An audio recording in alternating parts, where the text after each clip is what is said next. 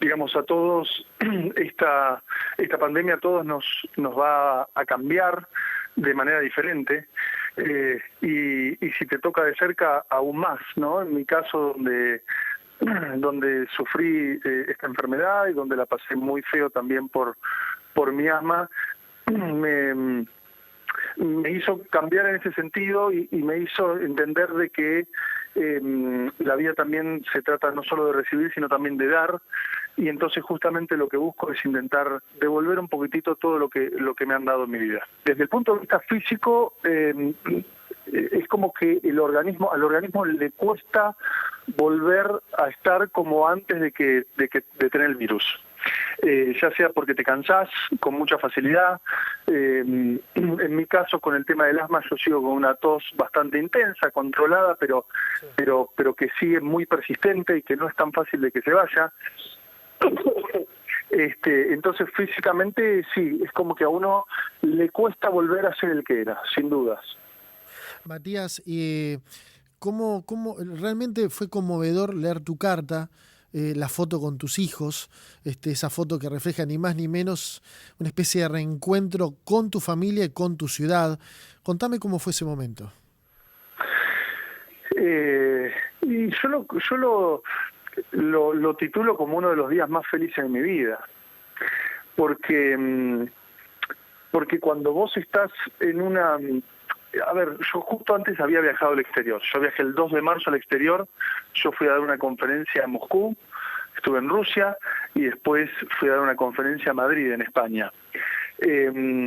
Creo yo, porque esto uno nunca lo sabe, dónde, con quién o con qué se contagió, porque como siempre digo, no siempre hay que pensar que uno estuvo en contacto con una persona, sino que quizás simplemente tocando un picaforte o el botón del ascensor, quizás ahí el virus entra en contacto contigo y después te tocas el rostro y terminás contagiándote. Entonces, como digo, yo pasé de estar en el primer mundo, de pronto estaba en un hotel de lujo y 15 días después yo estaba solo en una habitación completamente aislado, con 39 grados de fiebre y con temor a morirme. Entonces, el hecho de sentir ese gran abismo entre lo que había vivido y lo que estaba viviendo en ese momento, nuevamente es como que te pega una bofetada de realidad y te dice, a ver, volvé a tu centro, volvé a recordar qué es lo más importante en tu vida. Y más allá de que es algo que yo tengo muy presente a mi familia, a mis hijos, intento ser el mejor padre que uno puede ser, pero en ese momento es que es lo único que te importa. En ese momento no puedes dejar de pensar un solo instante en volver a reencontrarte con tu familia, en volver a reencontrarte con tu esposa, con tus hijos, en volver a abrazarlos y volver a decirles que los amás. Entonces de pronto 45 días después yo me encontraba volviendo a mi hogar y de pronto que poder abrazar a mis hijos y a mi esposo, o sea, yo decía, ya está, esto ya es todo, yo no necesito más. Claro. Yo no necesito más que esto, déjame acá eternamente y yo ya soy feliz. ¿Entendés? O sea que de alguna manera esta pandemia te reinventa como ser humano. Sí, claro que sí, claro que sí. Creo que, y como te digo, yo creo que a todos nos tiene que reinventar. Claro. Nos tiene que reinventar porque desgraciadamente a veces necesitas vivirlo para entender la gravedad de lo que estamos viviendo. Que ese es el gran temor que yo tengo con respecto a mucha gente que quizás no le presta la importancia que realmente tiene esto. Te pregunto si tuviste mucho miedo en algún momento, siempre fuiste muy positivo, si la pasaste realmente muy mal en algún momento donde vos dijiste, tengo miedo realmente de que no pueda volver a estar con mis seres queridos. Hizo por ser extremadamente optimista. Yo soy una persona optimista por naturaleza.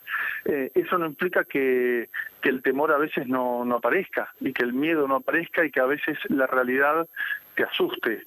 Yo cuando la primera semana que estuve internado con mi hermano, que me acompañó también a estos cursos, esa primera semana yo la pasé muy mal. Estaba en terapia intensiva, estuve completamente aislado, tenía picos de fiebre constantes de 38,5, 39 grados que no se iban, tenía manchas que aparecían en las radiografías de mis pulmones, estaba conectado 24 horas, estaba con suero, no me podía mover, no podía ir al baño. Es decir, en ese momento yo sentí que los médicos, digamos, hacían lo que podían con un virus que todavía no se logra comprender, que se está luchando una batalla terrible para intentar buscar una cura o al menos comprender cómo afecta al ser humano, que todavía no se comprende por completo.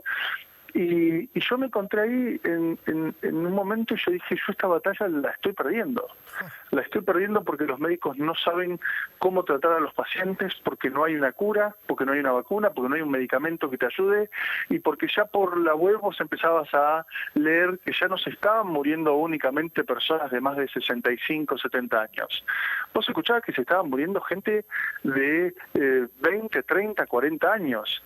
Y en ese momento, sí, hubo un momento que fue muy fuerte para mí, porque en un momento me sentí mucho miedo de que dije, yo no vuelvo a ver a mis hijos. Creo que estamos en un momento en donde nos damos cuenta de la importancia y la relevancia real que tienen los profesionales de la salud, ¿sí? Los médicos, los enfermeros, las instituciones como los hospitales.